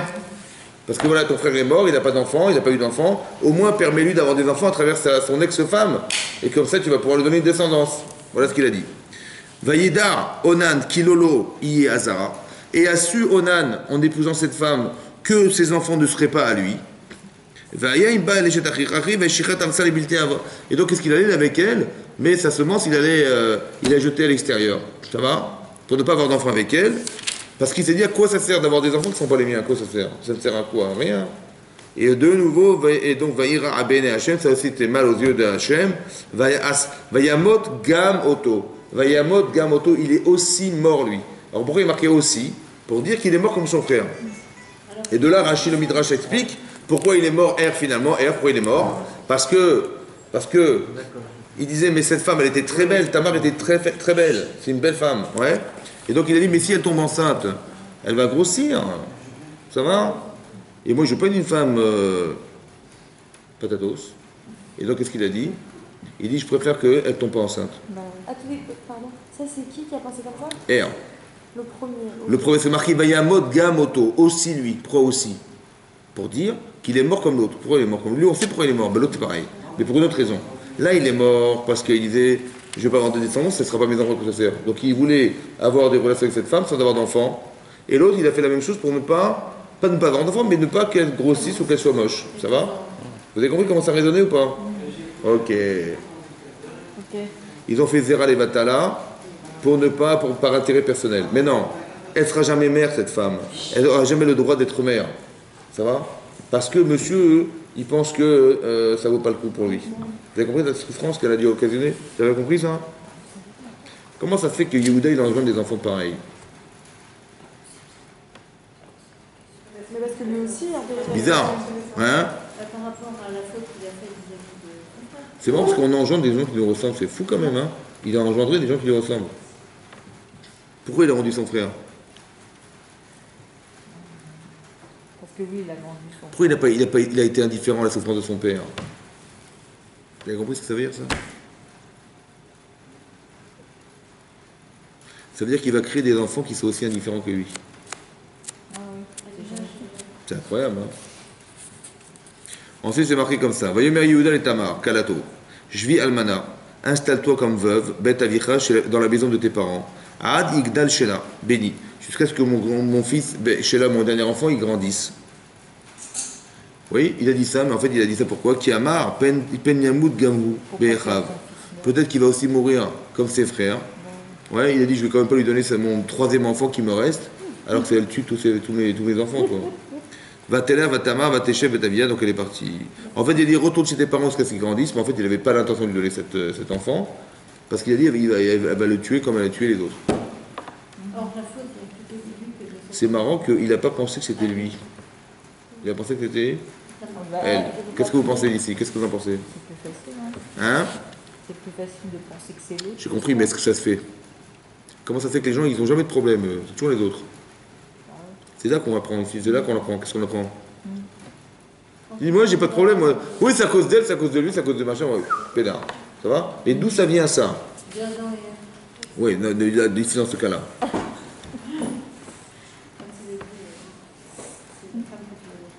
Hein? Non, pas la source. Je veux comprendre un comportement, moi. Il y a des gens, vous leur faites un truc, ils disent non, mais c'est pas moi, c'est lui, c'est l'autre. C'est ça qui est marqué là. Comment ça s'explique, ça? Hein? Mais ils ne s'acceptent pas. Pour eux, vous leur dites, mais c'est ta faute. Mais tu rigoles, c'est elle. Mon premier enfant, mon deuxième enfant, il est mort. C'est bon, ça ne remet pas en cause. C'est grave quand même, non? Est-ce que c'était grave ce qu'il vit là? C'est extrêmement grave. Qu'est-ce qu'il lui envoie Hachem? Des bombes atomiques sur la tête, là. Ah oui, des signaux. Ah, c'est une milatadine de fou furieux quand même, ouais. Non? Ça a marché ou pas? Non. Ben non. Il a dit, c'est elle, elle tue mes enfants. Comment vous expliquez ça, vous? Ben, soit il n'a rien à se reprocher, soit ça veut dire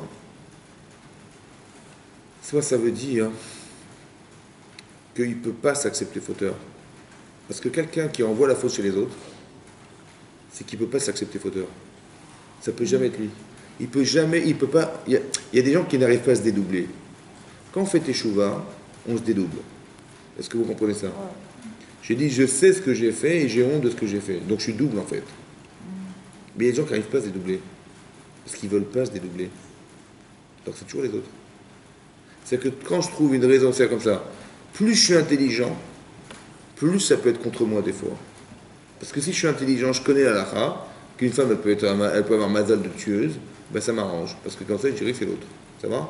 Et si je suis bête, ben je sais pas quoi dire, mais je dis ah ben c'est de ma faute. Vous avez compris ou pas? Ça veut dire qu'il y a avoir une intelligence contre soi. Qu'est-ce qui se passe? Va Yarbo et Yamim. Les jours se multiplient. Va Tamot Gamshua. Batshua. Elle meurt, Batshua. Sa femme, elle meurt. Et chez Yehuda. Incroyable. Il perd 2 enfants, il perd sa femme. Il ne comprend pas. Ah, il comprend pas. Pourquoi elle n'a pas de nom, à votre avis? Pourquoi il perd ses enfants? Pourquoi il perd tout ça? C'est ses intérêts personnels en soi. Parce que Hachem, il veut pas. Pourquoi sa femme, elle n'a pas de nom? Sa femme, elle n'a pas de nom, c'est dingue. Hachem, il ne veut pas focaliser sur les enfants et sur sa femme, mais sur lui. Mais pourquoi tout ce qu'il fait ne vit pas? Parce que c'est dans son intérêt personnel. Hein? Parce que c'est toujours dans son intérêt personnel et du coup, ça n'a pas d'avis. Parce que c'est lui qui a fauté. Oui, j'ai compris, mais sa femme, elle n'a pas de nom, c'est bizarre, non? Peut-être qu'il n'a pas de nom, oui. Quand quelqu'un il est enfermé dans une avérin, ça va? Est-ce que c'est lui ou pas? Ou c'est l'Yetzer? Il n'a pas de nom. Donc tout ce qu'il fait n'a pas d'avenir. Sa femme, elle n'a pas de nom non plus. C'est pas, vous avez compris ce que je veux dire? C'est grave, hein? Comme c'est qu'on devait retrouver son propre identité, et c'est ça, Hachem, il s'acharne à lui permettre de retrouver son nom. C'est ça la teshuva. Comme c'est qu'on pouvait vivre la vie d'une autre ou d'un autre. Mais c'est pas nous. On vit la vie du rachat et pas la vie du tzaddik. Alors, dans cette perspective, tout ce qu'il va faire ne va pas avoir d'avenir. Donc, c'est ça qu'il voulait lui montrer Hachem. Mais c'est pas toi. Toi, tout ce que tu fais, ça vit pas. Tout ce que tu fais, elle n'a pas de nom. Vous avez compris ce que je veux dire? Ok. Donc, qu'est-ce qui s'est passé? Voilà ce qui s'est passé. Donc, les jours se sont multipliés. Sa femme, elle disparaît. Et il allait se consoler. Et donc, il a marqué Baal, il allait monter à l'visée de son eau pour essayer de. Et il a été à la tombe de son menu bétail. Ou Vechera Reu Adulami. D'accord. Va Yugad les Tamar. Donc on a été dire à Tamar, les morts, Ine Chamicha, Ole Timnata. La gosse, voilà ton beau-père, il est monté à Timna pour aller tondre son troupeau. Va Tassar Bigde Almanuta. Elle a retiré ses vêtements de deuil. Mais Aléa de va Techas Batsaïf. Elle s'est couvert les cheveux. Ouais, va Titarlef, va Yeshev Petach Enaim. Et donc elle s'est trouvée devant la croisée des chemins, à la derrière Timnata, sur le chemin de Timnata. Kirata Gadal Shela Veilonatalo Leisha, parce qu'elle a compris que Shela avait grandi et qu'il lui a jamais donné pour se marier avec lui. Donc elle a compris que il voulait pas lui donner. Vayirea Yehuda Vayirsheva Lezona. Quand il a vu Yehuda sur le chemin, il a cru qu'elle était une prostituée. Qui casta paner parce qu'elle avait couvert son visage. Maintenant Rachid là-bas explique, le Midrash de la Gemara dans Sotal dit qu'elle n'avait pas caché son visage. Mais elle était tellement pudique qu'il n'a jamais vu son visage de sa vie. Donc quand il a vu comme ça, il a dit, mais il n'a pas reconnu que c'était elle. C'est incroyable. Comme ça, dit l'Agmara, tellement elle était pudique. Oui, c'est une femme très, très, très pudique. Comment ça fait qu'elle a pensé à se prostituer comme ça? C'est bizarre, quoi, non? Non? C'est sa nature, ça? C'est contre sa nature. Ouais. Comment ça fait qu'elle a pensé ça? Et qu'est-ce qu'elle a cru? Quand Yehuda, il va accepter? Qu'est-ce qu'elle a cru, madame? Qu'est-ce qu'elle a cru, Tamar? Mais qu'est-ce qu'elle a cru qu'il a accepté? Ouais, non, c'est pour ça qu'elle l'a fait. L'inverse. Il fallait pas qu'elle fasse ça. Elle s'est cachée pour pas Attendez, la reconnaisse. Non mais j'ai compris, mais elle s'habille comme une femme de la rue, donc une femme prostituée comme ça. Donc lui, il va voir ça, il va se sauver. Ah, ouais. Et qu'est-ce qu'elle a cru? Elle avait une chance sur un milliard. Comment ça fait qu'elle a fait ça, à votre avis?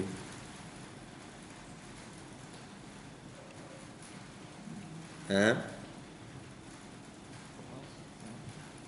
Pour le provoquer.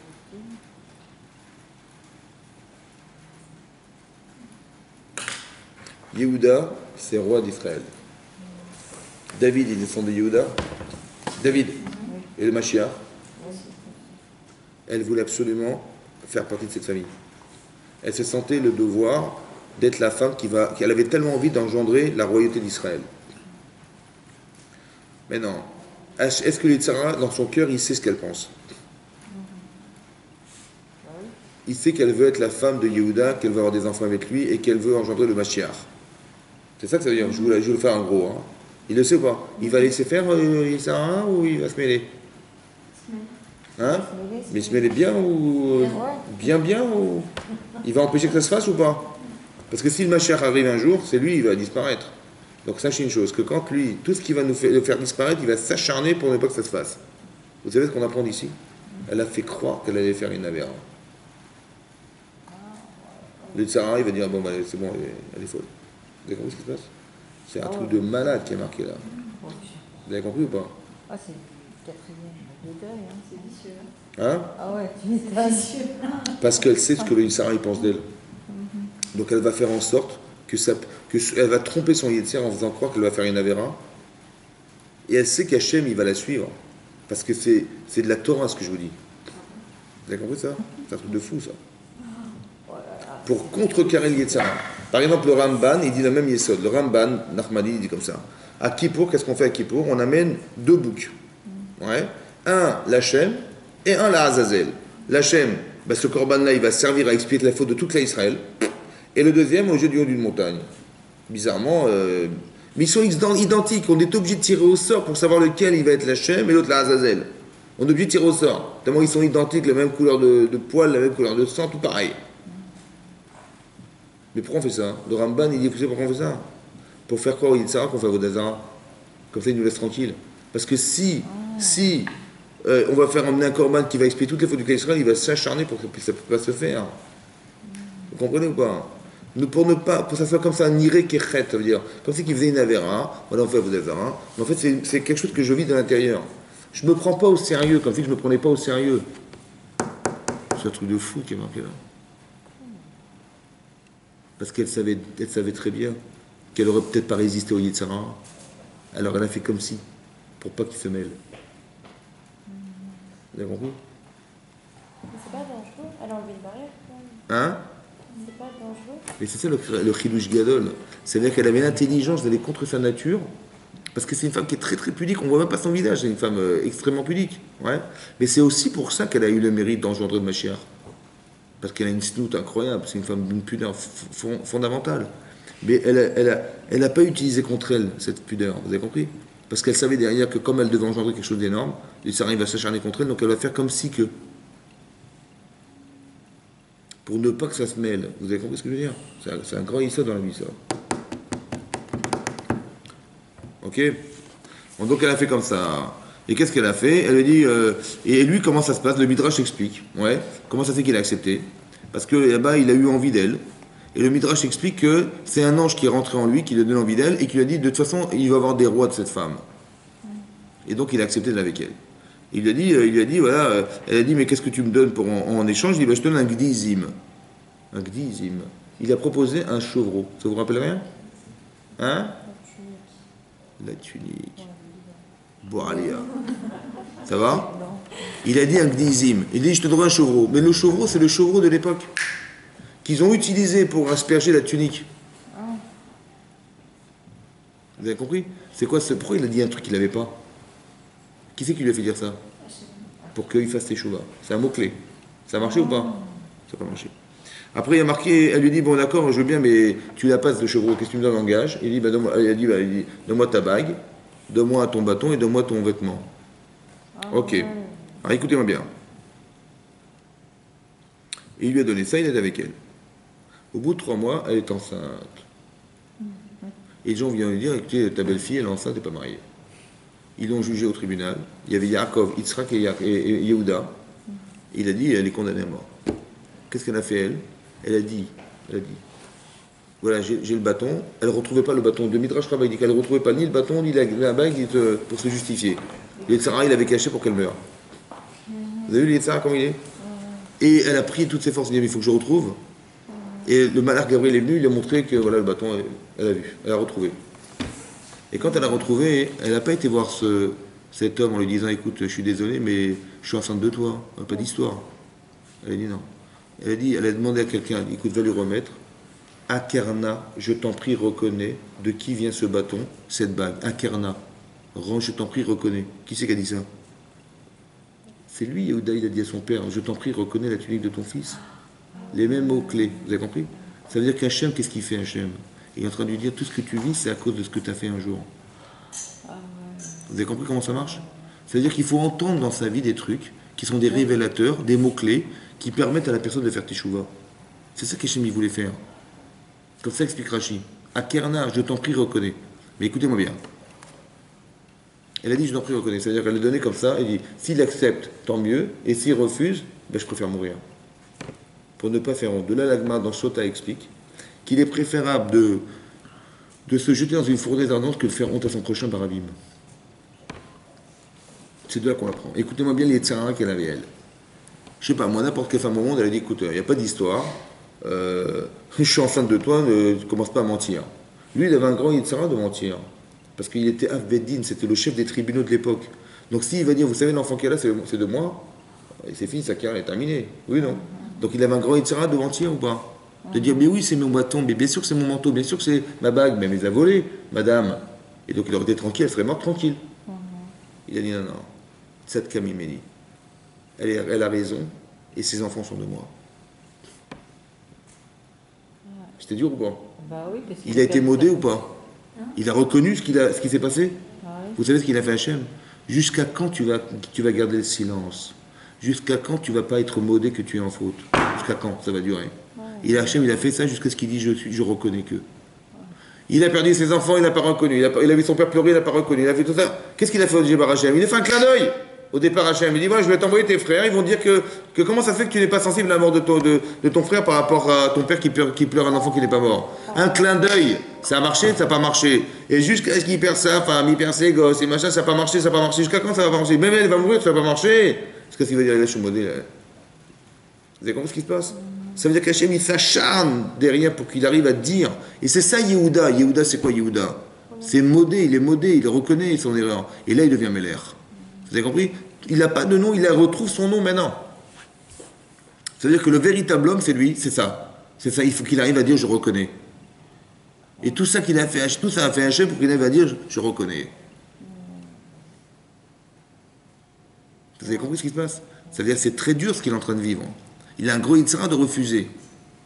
Mais plus l'enjeu est grand, plus ce qu'il a gagné est grand. Rappelez-vous toujours de ça. Elle aussi, elle n'a pas envie de tomber dans ce piège. Vous avez vu la tzadékette que c'est ça? Elle a dit, écoutez, moi je préfère mourir qu'il reconnaît. S'il ne reconnaît pas. C'est-à-dire qu'elle a tout à gagner de lui faire honte, mais c'est sa honte contre la sienne. Vous avez vu, c'est ça une femme qui est pudique. De lui faire honte ou de lui faire tchouva? Lui faire honte, parce qu'il s'est dit... Elle dit, attends, il n'y a pas d'histoire, hein, tu reconnais, voilà, le bâton, c'est toi qui me l'as donné, donc voilà, c'est toi le mari. C'est toi le père de ses enfants. Attention, ne mens pas, hein. Ne fais pas ça. Elle ne veut pas mourir, elle, c'est évidemment comme ça. Mais vous imaginez qu'est-ce qui se passe ici? Elle a tellement de pnimiout, c'est quoi la pnimiout? C'est de dire, mais si Hachem, il a décidé que ça ne se passe pas comme ça ne se passera pas comme ça. C'est pas moi qui vais provoquer, c'est Hachem qui va faire que... Vous avez compris? C'est ça la force d'une femme. C'est énorme ce qui est marqué dans la Torah ici. Ah, c'est toutes les femmes? Normalement. C'est-à-dire que chaque femme, elle apporte en soi ça. Écoutez-moi bien. Chaque femme, elle porte en soi ça. Ça veut dire, c'est comme je vous ai dit, Rachel. Elle voit son mari, qui est Yaakov Avinu, il a travaillé 7 ans pour elle, et par amour pour elle, il a travaillé pour elle. Et elle voit son père prendre sa sœur. Qu'est-ce que je fais, moi? Moi, je fais un scandale. Je vais voir mon père, je dis, mais t'es fou. Et je vais voir ma sœur, je dis, mais t'es folle ou quoi, si t'arrives là? Comment elle a réfléchi? Mais c'est pas ça. Écoutez-moi bien. C'est ça qui est marqué dans Rachid. Mais essayez de le comprendre. Moi, je suis garçon, je fais un scandale. Je dis, mon père, mais il est fou, mon père. Mais ça fait 7 ans qu'il travaille, mon futur mari. J'attends ce jour-là comme le jour le plus beau jour de ma vie. Et il va me le gâcher. Et il n'y a pas un Issar énorme ici ou pas? Très bien. Mais écoutez-moi bien, comme elle dit. Si je vois ça, si Hachem me montre ça, c'est qu'il a décidé que c'est pas moi. C'est énorme ce que je vous dis là. Maintenant, si j'interviens, je fais un scandale, peut-être que mon intervention va empêcher Hachem de faire ce qu'il doit faire. Et c'est de ma faute. Alors je laisse faire. Pourquoi? Si ça marche, c'est que c'est pas moi. Et si ça marche pas, ça sera moi. Vous avez compris comment ça marche? Ça veut dire qu'il faut avoir un corps de malade mental derrière. Mais ça veut dire qu'il faut avoir un corps de sniout, de pudeur incroyable pour voir Hachem là-dedans et pas voir ses intérêts personnels. C'est ça la pudeur. Mais de qui on tire ça? On tire des femmes, ça. C'est des femmes, ça. Il faut avoir un travail intérieur qui est tellement profond que quand je vois sans intérêt personnel. Je vois Hachem, je vois pas moi. Vous avez compris? C'est ça qu'on apprend des Imaot. C'est pareil, il dit, s'il reconnaît tant mieux, sinon je préfère mourir. Pour ne pas lui faire honte. C'est un truc de fou ce qui est marqué. Ça, c'est une tzadékette. Vous avez compris? C'est-à-dire qu'on voit un truc incroyable. Oui? Regardez la pensée qu'elles ont eue, ces femmes. C'est-à-dire comment ça s'est réfléchi et comment lui aussi. Parce que le regard qu'ont les gens sur Yehuda dorénavant, soi-disant le rave, soi-disant le truc, et regarde ce qu'il a fait. Vous avez compris? Et bien il n'a pas eu peur de ça, il dit c'est pas grave, j'assume. Ça existe que dans la Torah, ça, parce que les femmes, je ne vois pas de femmes qui font ça. Vous avez raison, mais c'est ce qu'il faut atteindre un jour. C'est pour ça que c'est marqué. Mais si c'est marqué, ça veut dire que c'est possible. À son niveau, c'est possible. On n'a pas dit à son niveau, on a tous un itinéraire différent, on est d'accord ou pas? Mais chacune on peut gagner. Chacune on peut gagner. Pas se laisser avoir. Elle, c'était extrême, c'était une grande tzadékette, c'est extrême. Donc son itinéraire, il est spécial. Mais ça veut dire que c'est possible de gagner ou pas? C'est possible ou pas? Donc c'est ça qui est marqué là, c'est ça qu'on doit retenir. C'est pas de nous raconter une histoire, ça ne nous intéresse pas de raconter une histoire. C'est comprendre que chaque femme, elle peut avoir une capacité parce qu'elle est pudique, parce qu'elle voit Hachem dans sa vie, parce que tout ça, c'est ça qui est marqué là.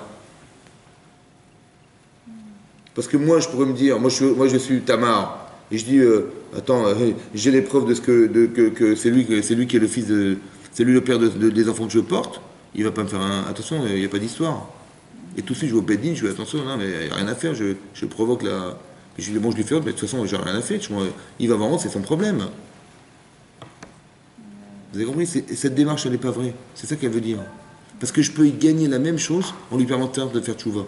Et si elle se fait un scandale, il ne fera pas de tchouva.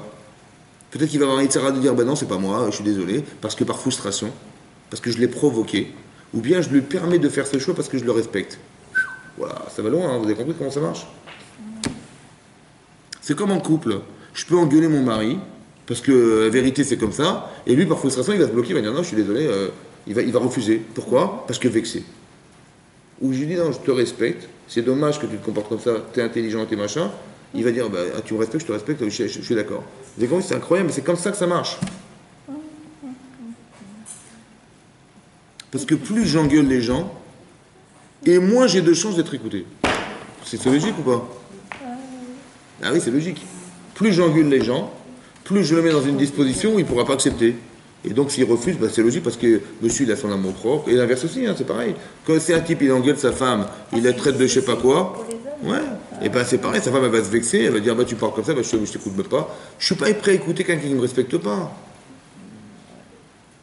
Par contre, si elle a dit, mais je suis prêt à me sacrifier pour, le type il va voir ça, et elle a dit, bah, elle est tzadékiette plus que moi, évidemment qu'elle est tzadékiette, donc évidemment je vais reconnaître. Parce qu'elle m'a respecté, je la respecte. Vous avez compris comment ça marche? Elle a eu très peur qu'en faisant un scandale, elle allait l'empêcher de faire teshuva. Tamar qui était tellement tzadékiette. Comment ça se fait que ses enfants sont morts? Ils sont pas morts? Non. Non, c'est pas elle, non. C'était Batchoua. Elle a eu Peretz. Et Peretz, il va engendrer Oved, etc. Il va y avoir David et Mashiach, ça va démarrer par là. C'est de là que ça démarre. C'est-à-dire qu'elle avait très envie d'être cette femme, et elle a réussi. Vous avez compris? Etc. Vous avez compris? Ça, c'est très important de comprendre. Quelle heure il est là? Voilà, 10h30. Est-ce que c'est clair et net? On a pris pas mal de choses aujourd'hui. Allez, Chazak. Super. Merci. Avec plaisir. Allez, Chazak.